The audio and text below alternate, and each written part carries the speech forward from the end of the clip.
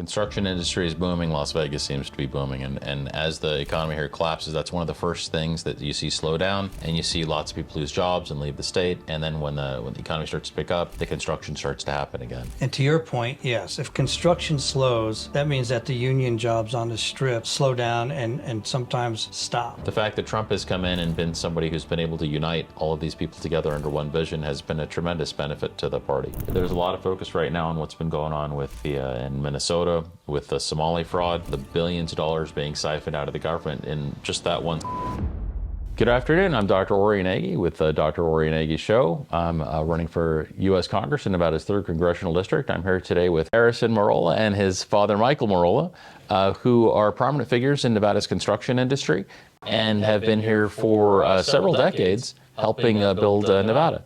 Thank you very much for coming on the show. Thank you. And please tell me about what brought you here to Las Vegas and some of the work that you've been doing in the Republican Party here and what you found. So what brought the family to Vegas was in 2005. And I had been involved in high-end commercial real estate in New York City. Everything from 60 to the World Trade Center. Oh, wow. It's a very, very high-end institutional real estate. I was what you would call a portfolio asset manager. So I was responsible for the returns on the portfolio. And my last job was working for Larry Silverstein, who actually acquired the leasehold for the World Trade Center. Oh, that's right. So after 9/11, I'm dating myself, obviously, 2001, after that debacle with the World Trade Center, I decided to leave New York and to come out west. And that's what brought me out here. And since that time, I have been involved in construction and brokerage and development. Las Vegas has been a fantastic place to be for that, I would think. The reason why I came out to Las Vegas was the growth rate was amazing. You know, it was ridiculous. It was 80% growth rate. And it was a place that I wanted to be. For that reason. So we came out here to build a condo tower, and then we got caught up in the recession. I was going to say, you came out in 06, like right before it hit. Right. That's a very tough time to have landed here. And then you stayed, though, so you found a way to build success out of that. Correct. Wow. So we ended up giving back everyone's deposits and selling the dirt because it was... Not everybody would have done that. No, many people didn't. Yeah. Small amount of projects ended up doing that. So, but regardless, so... Well, that probably bought you a lot of goodwill, though, right? Because my experience of Las Vegas is people like to continue to do business with people who do right. Yes, and Vegas happens to be very transient. Yeah. Right. Yeah. So regardless, so since 05, I've been here almost 21 years already. So through that process, we have a construction firm where we're on limited license, so we can build anything. Okay. He has a brokerage company where he does investment sales and leasing. So we stay in that commercial real estate world. What is it? What are investment sales? What does that mean? Because most people aren't real estate experts, and I'm not either, so that's useful to So understand. investment sales is the process of buying and selling real estate. Okay. Okay, versus leasing. Okay. Right? So you want to lease a medical office, you're going to go find a broker who's going to tell you all the leasing spaces, and you'll make a decision, a financial decision, an operational decision. An investment sales broker will just take the building. Okay. And explain to you why it's a great investment. You know, they'll go through the revenues, the expenses, come up with a net operating income, and tell you, this is an investment that you want to have, and go through the depreciation, et cetera. So that's the difference. It's either you're buying and selling properties or improvements, or you're leasing. So as you got here in 06, saw the crash of the housing market and then the crash of the commercial real estate market, you guys had investments that you had planned, and you were clever enough to be able to unwind those things. You hadn't had managed to get out just before you had irretrievable losses in that arena. And No, that's not true. We took huge losses, but But that's the nature of being a developer, right? It seems like a very high stress world for me. I mean, my work is high stress in a different way. Sure. But your guys is, the whole future of your family can rest on the nature of the markets, the whims of the markets, and that's got to be a very difficult place to put your head on the pillow at night sometimes. Yeah, I would say that if you understand economics, you have a leg up. Okay. But there are times when economics theory doesn't matter, right? Like with the Depression in 08, 09. And that's just driven by the market. So yes. So we took a big hit, but we decided to stay.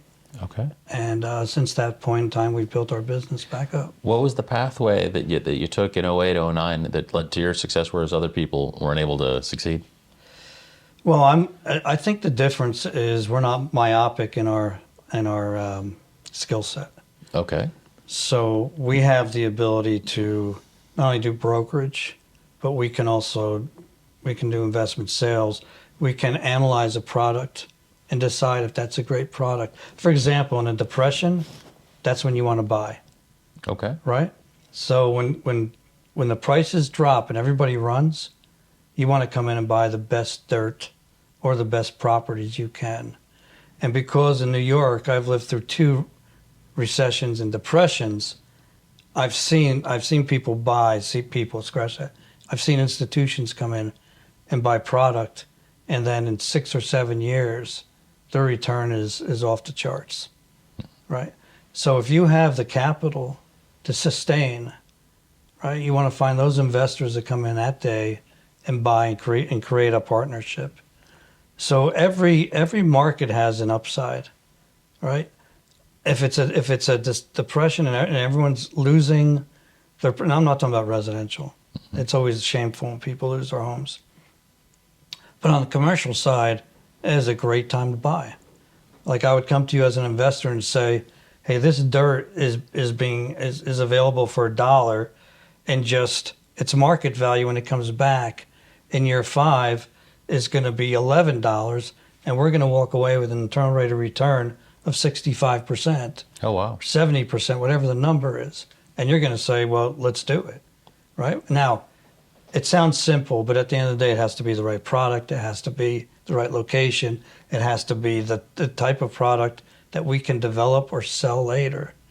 And I think that if you've been around, I've been around a lot, aging myself here, but if you've been through recessions, you can understand the value. Well, construction is at the heart of a lot of the economic drive in Nevada. When construction industry is booming, Las Vegas seems to be booming. And as the economy here collapses, that's one of the first things that you see slow down, and you see lots of people lose jobs and leave the state. And then when the economy starts to pick up, the construction starts to happen again. Correct. And so I guess being able to anticipate when those times are happening is a big part of succeeding, or choosing the right properties that'll be able to withstand those kinds of recessions, I suppose, would be a... Well, I think you have to take a step back and understand the market and understand basic economics. So I have a master's in business, and I've studied the economy for years. So when you can start seeing a slowdown, you can start seeing, let's assume prices have increased where it's not affordable. You follow the market for interest rates. You follow the Fed. You follow the Wall Street, and over time you have a sense of that issue, right? So you don't have a crystal ball, but you can see trends, right? And to your point, yes, if construction slows, that means that the union jobs on the Strip slow down and sometimes stop, right? The non-union jobs off the Strip may have smaller scale product available, but then again, that slows down as well. And typically, we always watch residential builders. So when residential leads the pack, so when residential slows down, then we can start looking at commercial, right? Because people can't afford to buy, or the builders can't afford the land or the cost because they have to drop their pricing on housing, then you can start seeing a trend there as well. So there are the leading indicators that we watch. So you got involved with the Republican Party a while back. Can you tell us about that? 20 years ago. Okay. Yeah, when I first came out here, I was interested in working in the Republican Party, and I went with the Clark County Party, not the state. The reason for that is Clark County is our largest county, as you know, and it has some. It really used to 20 years ago lead the pack with the state. So I was Who was the governor when you came in? Givens. Givens. Okay. I got involved because I wanted to assist and help and eventually run, like yourself, for office. But what I found is, and this is an unfair statement today because I'm not involved, but what I found is that where the Democrats under Harry Reid at the time were very organized, Yeah. very disciplined, the Republican Party was the opposite. It was very silo-oriented and very, individuals were really running the party versus the party running the individuals. So I ended up leaving. Yeah, it's there are a lot of different camps I'm finding within the Republican Party, and there are many people who, I guess, in the past have run against each other, and so those animosities linger, and it in some degree prevents people from uniting on bigger ideas. The fact that Trump has come in and been somebody who's been able to unite all of these people together under one vision has been a tremendous benefit to the party. I agree. He's done an amazing job. Yeah, and so it's under that banner, people are finding common cause, and the fact that they have the ability to find accurate news before they get news with such speed before the mainstream media has a chance to filter all the information and remove relevant facts, I think has enabled people to communicate with one another, to start to uncover a lot of the corruption that's going on in our country, and to start to address a lot of issues that are at the heart of the way our country operates that need to be addressed. There are many issues, and I think you hit on it. Corruption is one of them. Yeah. Both parties. Yeah. Both parties. I know there's a lot of focus right now on what's been going on with in Minnesota with the Somali fraud, and how that's the billions of dollars being siphoned out of the government in just that one state. And as we look into other states, we expect we're going to find many times more going on in California. And there have been some small degrees of fraud like that here in Nevada. I've seen it through the Bureau of Primary Health Care, and the way that they that was an entity with a lot of Obama-era appointees in Washington, and they were outright demanding kickbacks from the entities that were operating. And it was really disturbing to see that the federal government was operating that way, and there was no one to hold them in check. And I think that's, if we talk about an issue, I think corruption and lack of adjudication is the problem. What do I mean by that? I mean that we have the Department of Justice. So there's the Stock Act, the S-T-O-C-K Act, which has been put into law in 2012. And the Stock Act says that no government official, congressman, senator can inside trade. No inside trading. You, your family, your staff, any relationship. And there's been no enforcement of it. So when we talk about corruption, yes, we can go to Maine and Minnesota and California, look at all those obvious discretions. But how about in Congress? How about the people we elect who just take inside trading and make millions of dollars? And it's public. And they do it every day. So the Stock Act outright forbids that action, because it seems like they're up there and they're doing it anyway, and they're going to find one way or another to try to find a way to work around it. Don't have to work around it because, quite frankly, no one. There's no indictments. There's no pressure to stop. In the State of the Union, the president said he wanted to stop inside trading, and there's an inside trading legislation that's going through Congress right now. In the State of the Union, the president took the time to say, please pass this, right? Okay. That's how rampant Yeah. corruption is, Yeah. right? That he has to take time and try to get the people to recognize it.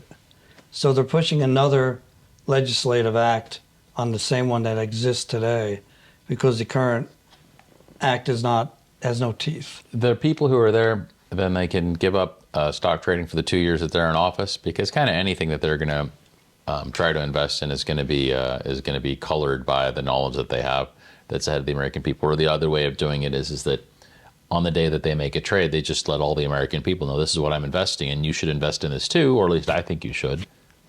And then that kind of makes it fair.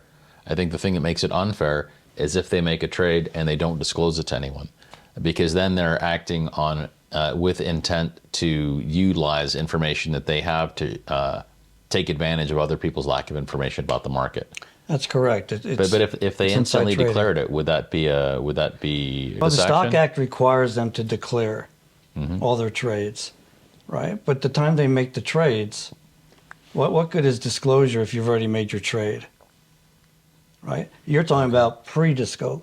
So you sit in a committee and the committee says, okay, we're going to give you this contract for $2 billion, Northrop Grumman, and that's going to, and that's going to increase their stock. These guys leave that committee and trade that stock, right? Well, they're not going to announce that to the public. It's just pure inside trading. That's the only way you can. Yeah, no, you're look right at about that. I mean, as that is correct, and that should be unfair, and they should be barred from doing that on any contract that they've had influence on. That makes sense. No, absolutely. Yeah. Absolutely. In fact, you can take a list. There's a list of, and I have the websites at home where you can track what their return is per annum on their stock portfolio. Yeah, it's been obscene to see the degree to which they profit on that. I had thought that perhaps that if they had the same day disclosures, it would be essentially like enough information to help people to succeed, right? Like if they ran a stock ticker says I'm investing in this because I think it's more than likely this company will succeed, then all their constituents could benefit on the information that their representative went and found out for them, Right. and said, yeah, do this. Right. Full disclosure. But does that make it more fair, or does that allow everybody to benefit in the same way that they are? Well, yes and no. Okay. And some people do this. Some people track the congressmen who are trading Yeah, inside. Like the Pelosi's. congressmen who are trading better than Goldman Sachs or any of these other Yeah. professional trading firms up there. But to your point, that sounds great, but we're going to talk about the SAVE Act. You're going to get pushback on that because they're going to say, well, what if I can't afford it? It's great to have the information, but I don't have the money to buy that stock. Okay. Okay? Or how am I going to I'm not sophisticated to buy stocks. Okay, but if they don't have the money to buy this stock, then they would have not been in a situation to be affected by that stock purchase or not. Then, right? But that's not the point. The point is that congressman is inside trading and he's making money, and you're trying to level the playing field with the public, which is admirable.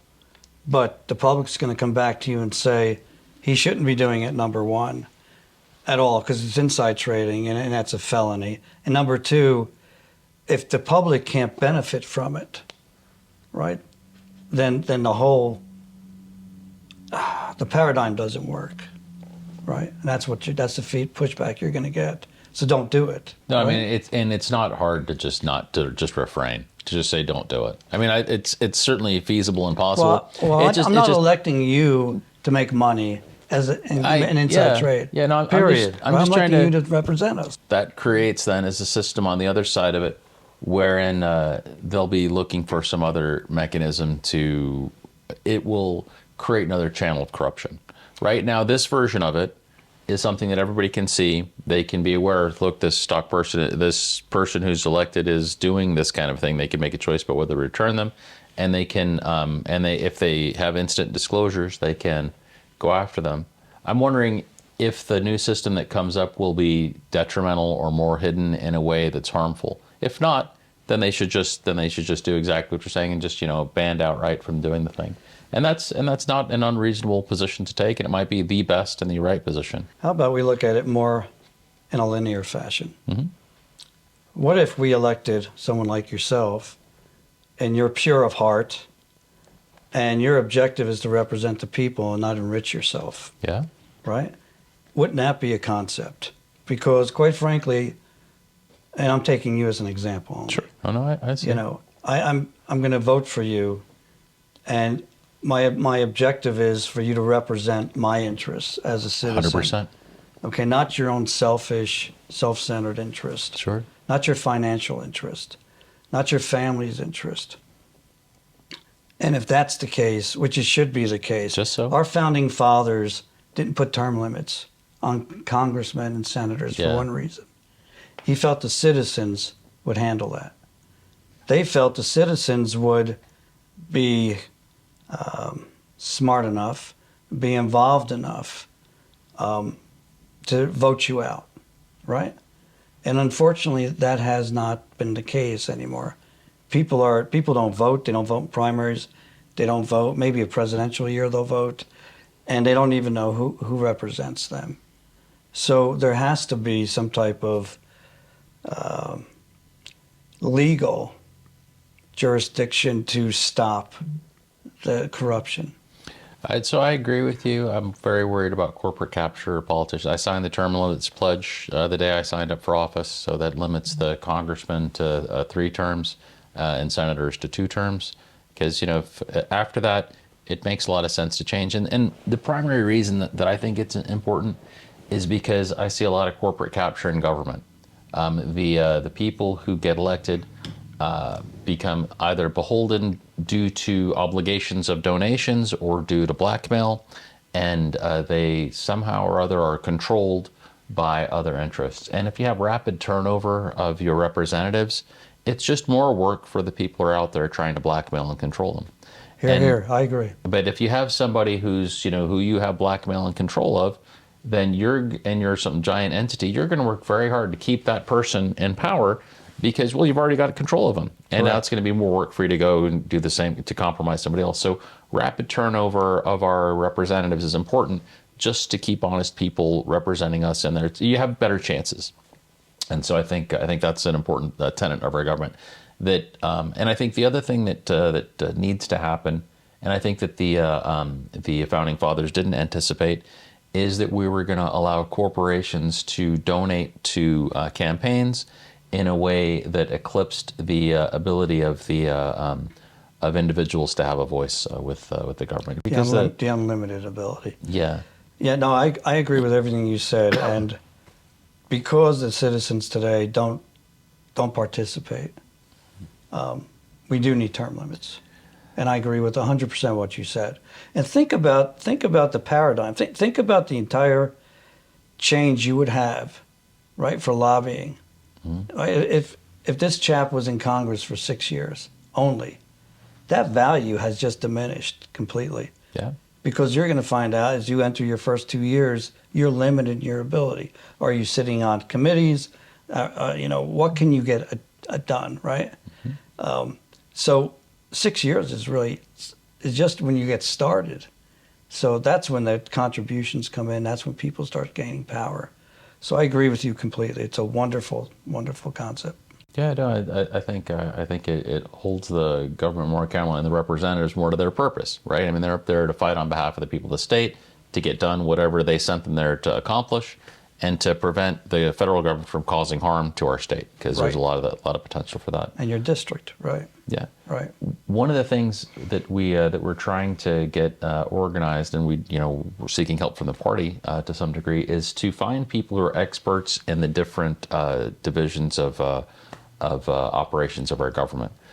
So we, getting real estate experts, getting experts on the economy, getting experts on healthcare or property rights or energy, and just committees of 5 to 10 people here, because there are 13,000 bills I think last cycle that were put forward. No single congressperson can read through all those and become an expert on all of that. But if there are committees here in our state that are looking at those things and saying, hey, these bills that are going to get passed are going to destroy the economy over here, or these bills have the potential, if we add these lines, to really help our economy boom. If we have people looking, we have an advantage over the states that don't have somebody looking right now. That's an excellent idea. And so it becomes a benefit to the whole party to have people who can kind of carefully look at those things and be a resource for anybody who's up there facing those kinds of bills. And so we're trying to organize. So if you guys would like to sit on the real estate committee, I'd very much appreciate that, because you put a lot of thought into it and a lot of thought in governance. I think that's a great idea, and that pulls it back to a very local, which as a representative you represent. Just so. So I think that's excellent. So in that vein, what are some things that need to happen at the federal level that would dramatically benefit Nevada real estate executives? That's a difficult one. Everything in the commercial real estate world, outside of taxes, depreciation, things like that, when you look at the real estate, it's basically a very local enterprise. So you deal with the county, or you deal with your city, or you deal with the state, right? We just built a school, and we had to deal with the county, we had to deal with the state for different reasons, because children are involved.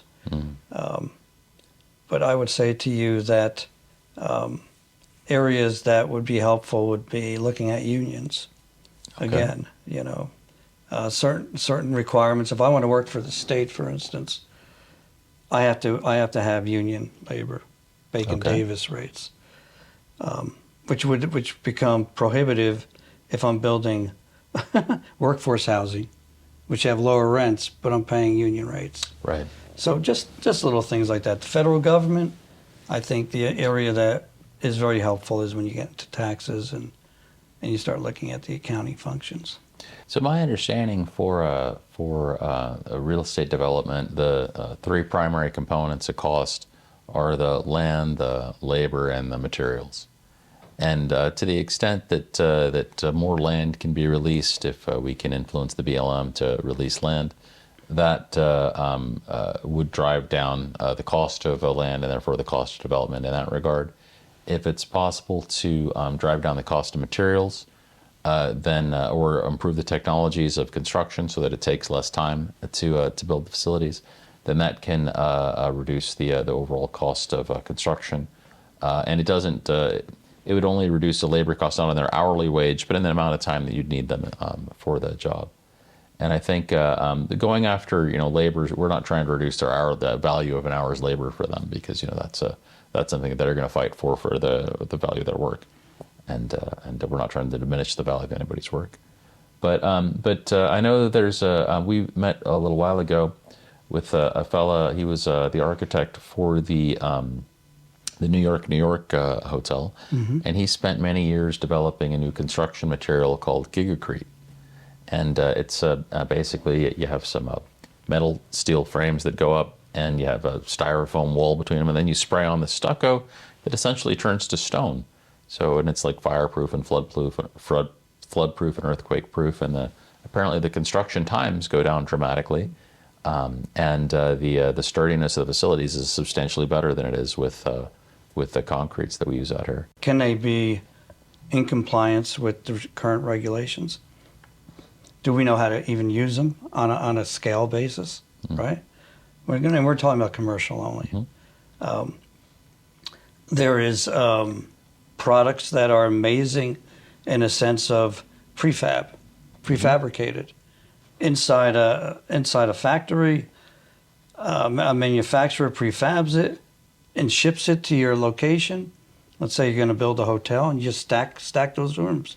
They come with the furniture, they come with the lighting. Cool. All the FF&E is already installed. Oh, that's pretty amazing, huh? Right? You just have to get off your ground, do your infrastructure, and you just carry your water and pipes, etc., waste up. So they exist today, but you just have to make sure that, number one, and here's the value of it. The value is you're not depending on labor, okay? In a sense that, do they show up? What's my cost, etc. Secondly, time. usually it's not so much price oriented, it's time. It may cost us the same dollar amount, all right, to have the prefab with the time, back to interest rates. So if it takes me 2 years to build this product from inception to closing, to C of O, what we call C of O, certificate of occupancy, well, that's all financed, right? So if I can cut that down to 13 months or 14 months, think of the money I'm saving on the interest rate carry, Sure. right? It's amazing. So technology is a wonderful thing.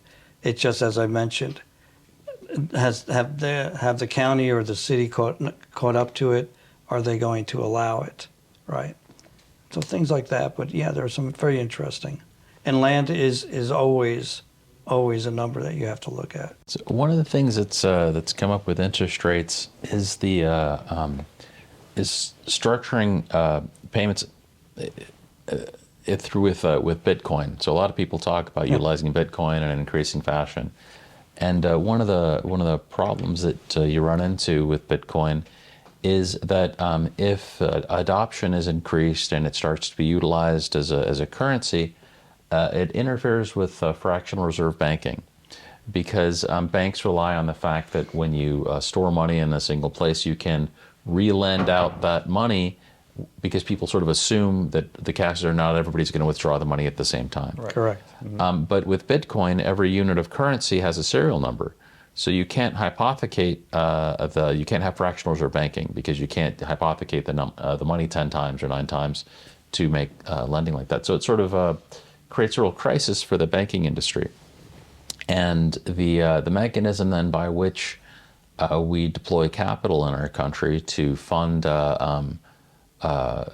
any sort of new business development, real estate or new businesses, then relies on hard currency lending. Really, people have the cash saved and they will be utilizing that for investment.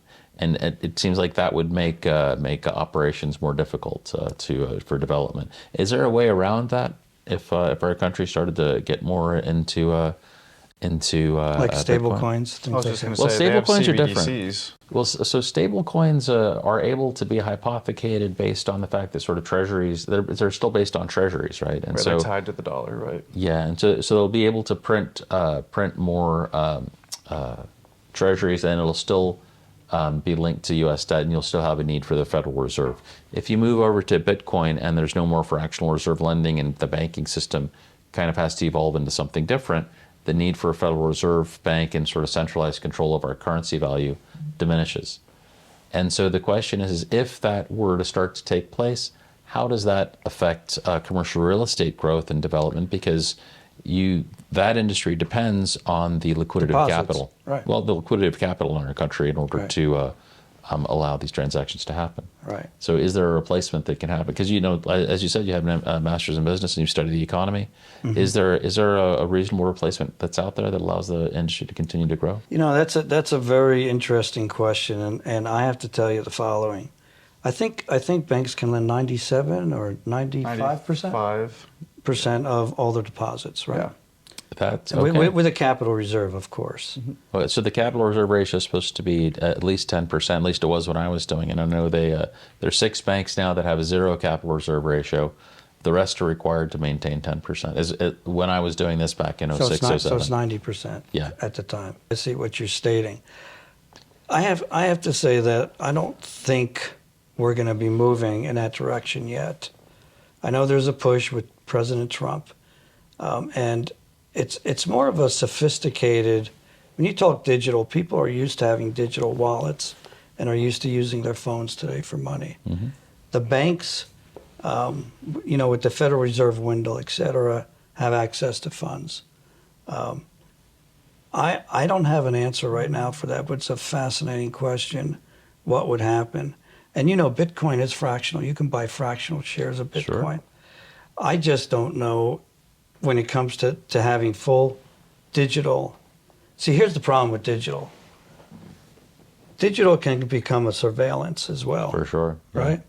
Now we can track you. Mm-hmm. We can track where your money is, where your wallet is. Which is the whole point of the crypto itself, is the blockchain, to eliminate the need for asking for transparency. It's just there. Well, the blockchain allows us to track Right. the transactions. That's true. I'm talking about surveillance. Oh. I'm talking about where the digital coins will now be able to, people can track how much you have, where it is. So the anonymity that came with Bitcoin was in that it was possible for people to maintain assets in a wallet, and no one knew who the owner of the wallet was. A cold wallet, right. And so that was the mechanism by which Bitcoin allowed for anonymity, in my understanding. With stable coins, if it's possible to have an anonymous stablecoin wallet, then it would be, you could have a similar kind of anonymity. The question is whether or not people will be allowed to have a stablecoin wallet that's anonymous. My impression is that there'll be a lot of pressure to prevent that from happening. But if we can pass laws at the federal level that allow for stablecoin wallets to be developed that are able to be maintained in an anonymous fashion, you can remove the capacity of the central government to monitor every transaction that's being done in the government. And I think people need freedom. I mean, people need the ability to do things that their government is not, observing and micromanaging.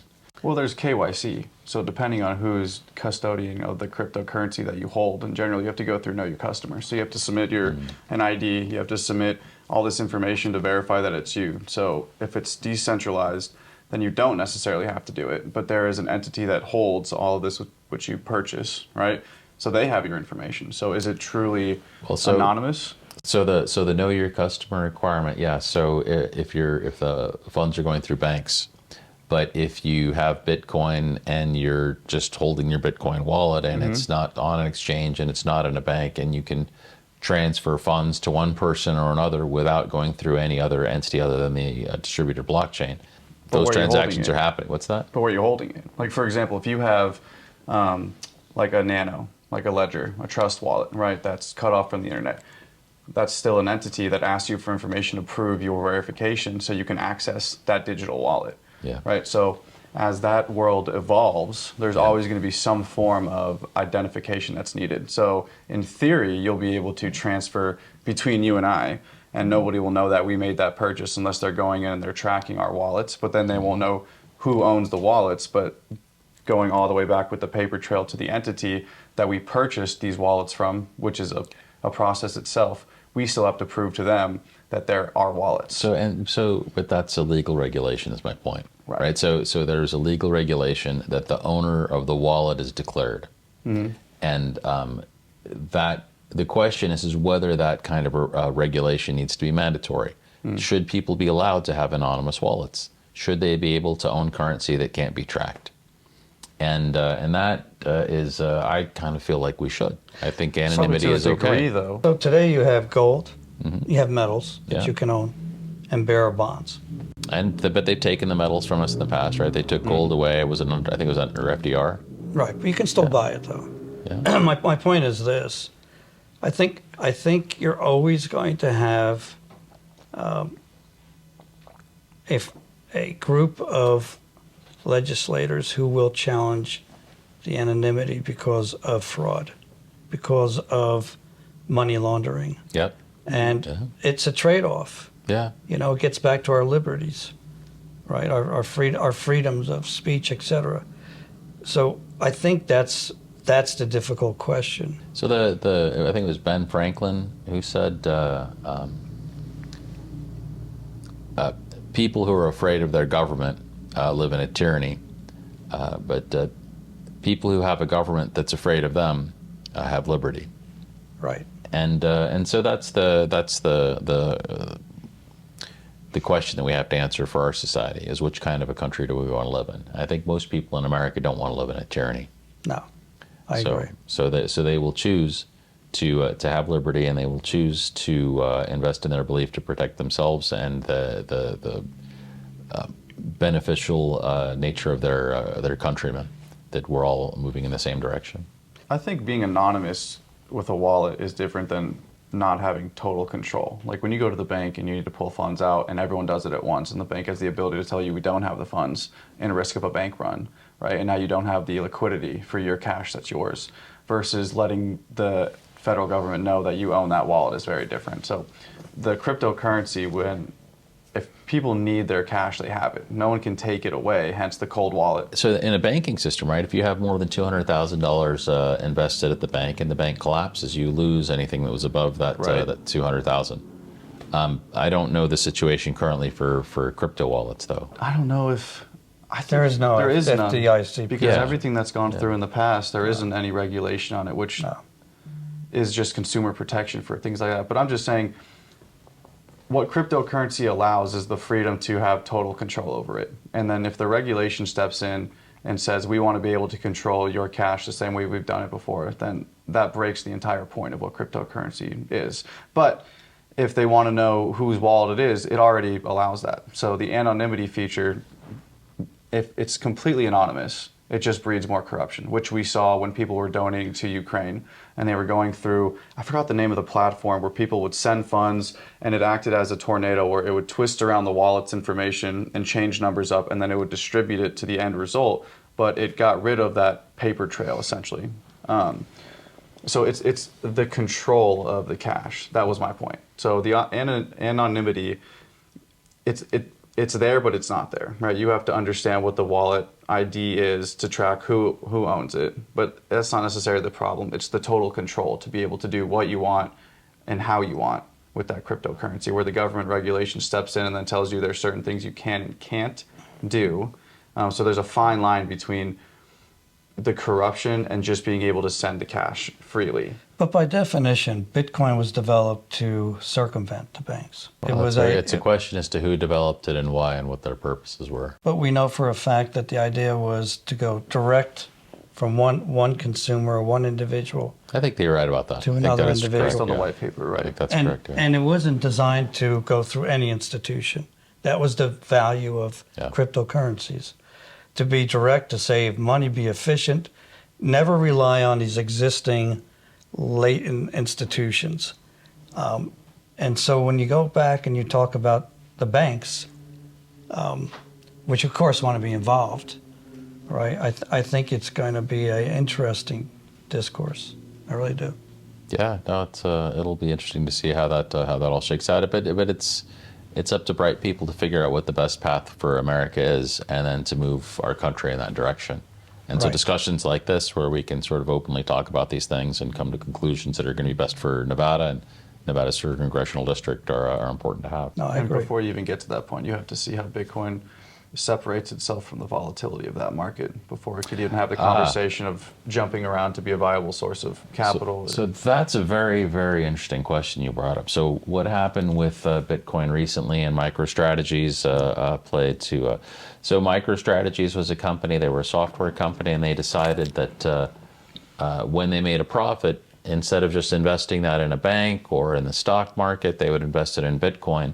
And then they found that the money that was in Bitcoin, the amount of revenue generated by the increase in the value of Bitcoin far outstripped any other action they took with their company. So they just started investing more and more and more in Bitcoin until that became the primary focus of their company. And the CEO of that company, Michael Salyer, Yeah. Salyer. I think it is Salyer, yeah. Became sort of an evangelist about this, and was telling all the other companies in America that they too should invest all their profits in Bitcoin. That meant that his Bitcoin would go up in value, but it also was sort of a rational strategy. And so they started to promote the increasing use of Bitcoin in the country, and they became the de facto investment asset because it's very easy to buy and sell shares of MicroStrategies. And so they got very good at options trading on Bitcoin. And they got slightly over their skis on a trade that they didn't have enough resources to back in the event that somebody tried to sink Bitcoin. But they thought that they had enough money to defend any sort of an attack. And I think they didn't calculate into that argument the fact that, one, just how desperate the banks were to prevent Bitcoin from becoming the primary currency in America, because it really would mean the end of the current banking system that we have, and the end of the Federal Reserve's control on our money supply. And so what ended up happening was that because it was like an existential fight for the banking system. J.P. Morgan, which is more or less the head of the Federal Reserve, it's sort of the biggest participator in those. You living in New York, you end up paying attention to finance, you probably were. Jamie Dimon, right? So they were one of the 6 banks that were allowed to print money endlessly because they no longer have a fractional reserve requirement, which meant that they could hypothecate money forever and bankrupt Michael Saylor's attempts to defend what should have been a defensible position for their Bitcoin. And they just kept driving down the price of Bitcoin to force them to eventually start to sell their shares and collapse their model. The question is, should any company be allowed to have that kind of a power? Any banking system be allowed to have that kind of power to sort of disrupt the power of choice that our democratic and capitalist systems are supposed to be allowed to encourage, so that we can. And the reason that we want our system to be able to encourage that is so that the system allows us to choose the most efficient, best, and strongest options for the people of our country to utilize. And it looks like they've exploited the system in their favor. One of the things that you see happening right now is that they had to institute federal regulations to prevent entities that were housing Bitcoin from paying interest. And the reason they didn't want them to be able to pay interest is because then people would start to save their money in Bitcoin instead of in banks. And that meant that banks would have less capital reserves in order to multiply the money supply, in order to preserve liquidity in the economy, but also to reduce the need for a Federal Reserve in the first place. And so there was a law passed to prevent them from being able to provide interest, to preserve the current version of the banking system we have. So the question is the current version of the banking system the best possible system for America and for the world, or would we be better off switching? That's a very complicated set of questions, and we're going to need some very, very bright people in our country to analyze it in an unbiased fashion. And then the question, with the kind of media that we have in our country, will that unbiased voice be given a platform in our country? Unbiased? That's my point, right? Let's be honest. Yeah, exactly. Let's be honest. There's nothing unbiased. Well, sometimes there are reporters out there who try to report both sides of things, and as much as they can be, they try, or they just get angry at injustice, and anytime they find anything that they could perceive as unjust, they want to trumpet that out there because it makes them, feel righteous. I mean, honestly, you have to check all sources, right? Yeah. You check the left, you check the right, and then you try to determine what's unbiased, right? Yeah, just so. What's a fact today? I think, honestly, that everyone has their own bias, right? Yeah. Whether it's conservative or liberal. And when you discuss whatever it is, or I'm in front of a camera and I'm speaking to 3 million people, I'm going to tell you what I think, whether those facts agree or not, which we always find out at the end of the day. So unbiased is always a topic of interest. Financially, with the Federal Reserve, take a look at the discussion between Trump and the Federal Reserve, right? He has a point that interest rates were too high, and the Federal Reserve has really reacted poorly, very poorly. Doesn't mean that we want the executive branch to control the Federal Reserve, or that is the best system. But I believe that clearly when inflation is at 9 or 10, right, the average person is losing 10%, even if they're getting 3% per year as an increase in their salary. They're still down 6 points. They just don't understand the math. I have an interesting. You'd be someone good to try to help answer this question. So, one of the things that you see happening, particularly here in the Las Vegas real estate market, for them, I'm going to talk about residential real estate, which I know is not the area of your focus, but you're going to be able to communicate with me intelligently on this one. So, one of the things that you see is that individuals here, when they go to buy a home, have to pay an interest rate of 6, 7, 8, 9%. But the institutions that are buying up, 3, 5, 10,000 homes out here have to pay an interest rate of like 0.5% or 1% or 2%. And so there is no way that individuals will be able to compete on a price model with gigantic institutions that have such a low cost of capital. And that means that the people of our state are at a disadvantage versus these gigantic corporations that are happening either internationally or at some other place in our country. Now, given that the laws of the state of Nevada should benefit the people of the state of Nevada, what kinds of laws could be instituted or should be instituted to protect the consumers and buyers in our state from these sort of predatory purchasing? That is an excellent question. And I think President Trump wants to pass legislation, or he signed an executive order saying that Wall Street, we'll just say Wall Street, BlackRock, whomever, cannot buy any more homes. They own like 26,000 homes or something. And for that reason, why? I think they own 25. I think hedge funds own, or REITs and institutional investors own 25% of the homes here in Nevada, which is here in Southern Nevada, which is an incredible amount. It is 3% in the rest of the country. It's ridiculous. They came in at depression. Yeah. At 2008, 2009, and they picked up the homes. So when you talk about affordability or the ability of young people to enter the market and own homes, so this part of the country here and my home state is particularly hard hit by that. No, I agree. In fact, not only do I agree, but if you extrapolate to rental product, what individuals are paying to rent a 1 or 2 bedroom, they could have a mortgage. Yeah. But they don't have the down payment. Yeah. Right? So how do you solve that? And I think you solve that through federal legislation. Clearly. Can we give them like a loan of money that allows them a down payment for those homes of a certain amount? Is there a way to do that in a no, because feasible way? We tried that. Budget neutral way? We tried that in the past, 95% financing, et cetera. It doesn't work because the average person then, they end up over their skis. Okay. Financially can't afford it. It doesn't mean that we can't make housing affordable, right? And I agree with you. If institutions are buying product and the average person can't buy it because they're being outbid, because as you mentioned, their cost of capital versus the average person, so that has to be a legislative matter, and it is very important. As far as the down payment, I think there has to be a change in the paradigm of thinking for Americans, because Americans have $2 trillion in credit card debt right now. Yeah. Because they spend, and everything you see on that television is just here, buy this, buy that, Amazon. I think there has to be a change where people start saving, and we put a percentage of saving.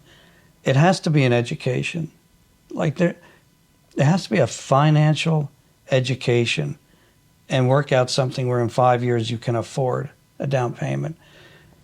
Maybe that's the program you put in place, where people put so much money down, and then they're at 80% at a certain dollar amount. I'm being very euphoric here, but my point is, it can be done, based on your income level, but people have to sacrifice. What a concept! Can you imagine if people sacrificed and did something that they didn't want to do, right? Yeah. I don't want to have that new car because I'm going to buy this house. It's a whole concept, and it's probably a loser concept for you to run on. But I would say this: when we talk about what's right, people have to become financially sound. Well, what can we talk about that helps your business? What message do you want to put out to the people here in Las Vegas that helps your business grow, or that helps us to solve problems here in Nevada that affect you and yours? I would like a consistency in development, consistency in permitting, because it's very arbitrary. Very arbitrary. Meaning, you could apply for the same situation in Clark County, and then their next project, the same situation, and it's different requirements, right, to meet compliance. Now, that you can't help us from the federal level, but if I was going to say anything, it'd be nice to have a consistent requirements to develop. So transparency on which bids are accepted by the state. If you could if that was transparent on the county's website as to who got approved for what, and you could look at the last 400 bids that were accepted and the requirements that were required, so you could go back and easily say, well, I'm being asked to do things that these last 5 guys weren't required to do. Would that help with what you're talking about? Yeah, when we talk about bidding, I would say this. there's going to be a tremendous amount of trillions of dollars invested in our country. Mm-hmm. How does a small business, a middle business, bid on that product or become part of that bidding process? That would be fantastic. So there are requirements for small businesses to take. I think it's up to like between 10 and 30% of the government contracting work at the federal level, and then within that section they prefer, or they have preferences for minority-owned businesses, veteran-owned businesses, and female-owned businesses. Right. I know they're trying to Right. help increase the pool of people from different backgrounds who are participating in our economy. We're a veteran-owned company. As I mentioned before, we're unlimited. Thank you for your service. It's actually my partner. Oh, He was okay. a Navy man. But thank you anyway. So we are going to be bidding on federal contracts. And we're looking forward to winning. So Okay. Well, I wish you guys luck. thank you. Well, thanks so much for being on the show today. I very much appreciate you guys coming down and sharing your wisdom and knowledge. And as we talk about and we move forward on developing these expert panels here in our state, I would appreciate your guys' continued input on that. Well, thank you for having us. Thanks It's for a being on. pleasure. This podcast is a campaign communication paid for by Nagy for Congress and authorized by me, Dr. Nagy. The views and opinions expressed by guests are their own and do not necessarily reflect the views of the campaign or its affiliates. Discussions are intended for informational and conversational purposes only and do not constitute legal, financial, or professional advice. Any references to public policy matters reflect general positions and priorities at the time of the recording and are subject to change based on legislative process and voter input.